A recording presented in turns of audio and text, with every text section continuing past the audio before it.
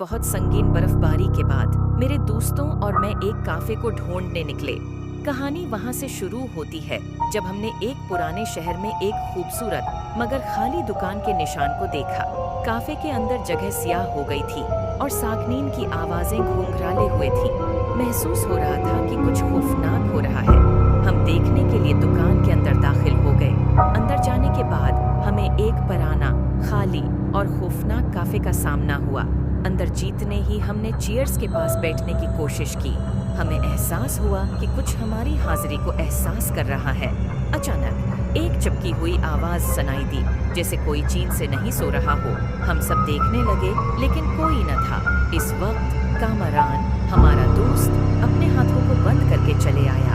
इसने कहा, यहाँ कुछ गनुआ है। हम सब ने उसकी तरफ देखा, लेकिन कुछ नजर नहीं आया। कुछ देर बाद हमने एहसास किया कि हमारा साथी गायब हो गया है। हमने उसको बुलाने की कोशिश की, लेकिन कोई जवाब नहीं आया। एक गनबद पर कुछ एहसास किया और हमने वहां जाने की कोशिश की।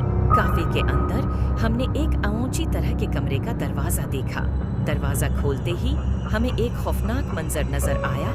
कमरे के अंदर एक कदीम और भटकती हुई रूह नजर आई जो हमें सीना ज़दा कर रही थी।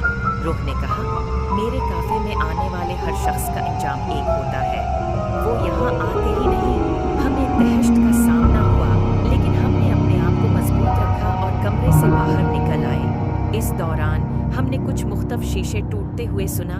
हम अंदर से बाहर निकले और कोशिश की कि अपने रास्ते में मुसलसल चलते रहें, लेकिन हमें महसूस हुआ कि हम किसी बड़े खतरे के करीब हैं।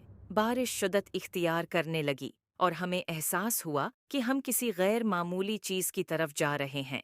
एक धंधाले दौरानिया के बाद